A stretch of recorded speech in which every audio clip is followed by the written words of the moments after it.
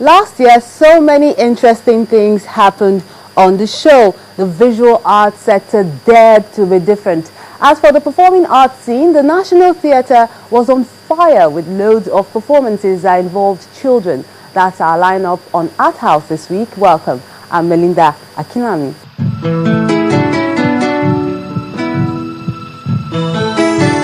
When I say artist, I mean the one who is building things.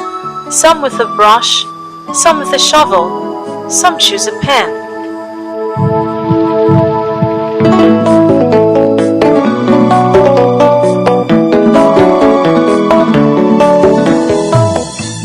I am interested in art as a means of living a life, not a means of making a living.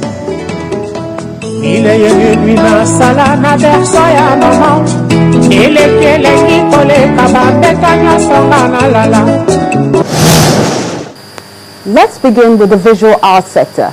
We had an opportunity to enjoy unique art. Some antique clocks were exhibited. And we also had the privilege to visit Vason Chairman Samuel Olagbaju's collection. Then it was off to Accra, Ghana for the Beyond the Borders exhibition by some young artists. Take a look. It's seen in the damage done by gas flaring, oil pollution, and the poverty that stares them in the face. What I was trying to do is to show contrast of how poverty is juxtaposed against wealth and prosperity. So you look at within just a limited space of land like this, you have a fence dividing the people on the other end of wealth from the other end of poverty. And the moment I got there, the first thing that entered my mind was, this is a borderline.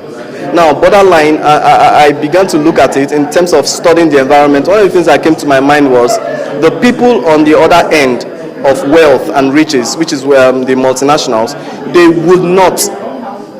would not come over to this other end, while the people on the end of the community, they cannot. So you take note of the use of words that they would not and they cannot. They cannot cross over. So I stayed in this community and I was really heartbroken. A lot of things are wrong. They don't have access to water, access to education, access to health, but they live happily. And I'm like, we all live in the cities, we live in Lagos, some stay in Abuja, and we are happy that we are enjoying life this way. But what happens to some of those people? Some of us are from some of these villages. Can almost make any future appear bleak. But within these walls, an irony abides. Placed side by side with these gloomy images is another side of the Niger Delta. It's a royal dance of the Urhobo people. It's the most popular dance, one of the most popular dance of the Urhobo people of Delta states. And I'm just portraying works that emphasize the nature of the true Niger Delta people. What it's like being in the Delta.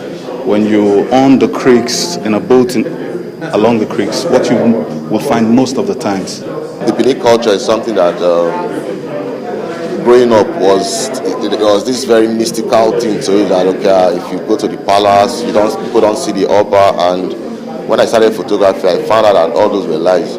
You know, the Oba, in as much as, okay, it's not so approachable, but it's not a spirit, the way people say. You know, and these are festivals that they do, and we hear about the real carnivals now, Calabar carnivals and all that, but during the Igwe festival, it's just maybe like palace chiefs and maybe just some few guests. So I'm trying to promote the culture that it's not what people think. There's nothing so mystical about it. One that is less talked about, not always seen nor celebrated. A lot of people, when they hear of Niger Delta, really don't regard the Edos as Niger Delta, maybe because it's not really so rich in oil compared to like the rivers, the deltas and all that. So, and I'm one of the members of the group doing the exhibition, and I said, okay, I'd rather bring another dimension because everybody is doing creek life and all that. So let me bring another dimension which people really don't regard as Niger Delta. You can see the beautiful cultural festivals we have, the beautiful history we have, the beautiful landscapes we have, that nobody has ever bothered to look into. Because if you look at the Niger Delta Image Bank, or what you can see is images of oil production, oil spill, agitations, militancy, and then the question is that what these people know? Is that the only thing they are about? No. Before oil started, nobody knew these people to be people that are into violence. The first stigmatization was laziness.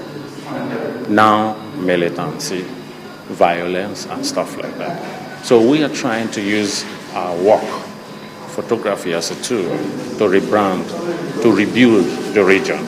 Trying to portray the positive and natural ways of life from the Niger Delta region. That is just what I'm trying to portray to the rest of the world. We have all these beautiful things, but with split of these few years, there have been negative stories about the region, like militancy, oil spillage, a lot of problems here and there. But we said, or me particularly, I said, okay, let people come and see the positive side once more again, because it's been so dashed out that they don't want to hear anything positive about Niger Delta.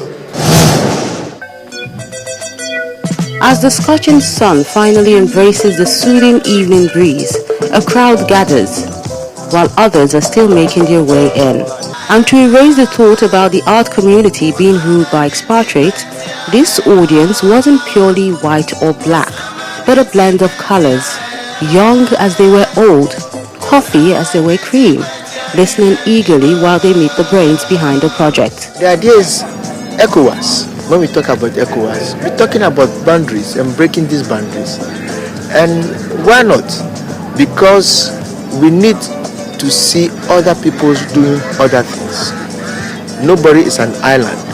Ghana, we know everything which goes around here, but Ghana is not given the opportunity of seeing what is in the next country.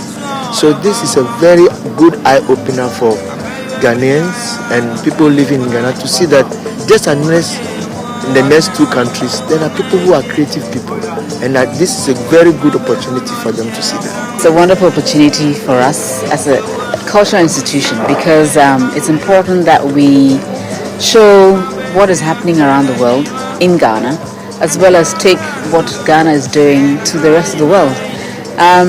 This is a first, and we've had several sort of interactions with Nigeria on several fronts. Our institution works with several sort of arts institutions also in Nigeria, but this is a first for us, and I'm hoping that the artists who are coming here will also get to meet other artists.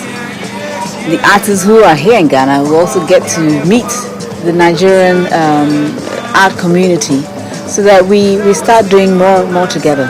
It's about time we break the boundaries that divides us in the area of art. The perception that there is a way the Ghanaian art is, there's a way the Nigerian art is. We actually want to break that, so that you can see what we are from Nigeria and you be the judge of what you see. They have met the men, now it's time to meet their merchandise. So the chairman of the Visual Arts Society of Nigeria, Mr. Sami Olabaju, with the wind beneath their wings, ushers the guests in to see the much anticipated show. Art has got many dimensions and has no boundaries. So, Beyond Boundaries is an appropriate title for an exhibition of this nature. And so, I know that Kofi is very happy to show people what artists beyond our shows, beyond these shows, can do. As they step into the hall, they are greeted by two works. On the left is Tyos the Birth, which reminds you of something from the Greek mythology. But that was not intended. His sojourn with lines and dots brought him to this final destination, which is always unknown from the start.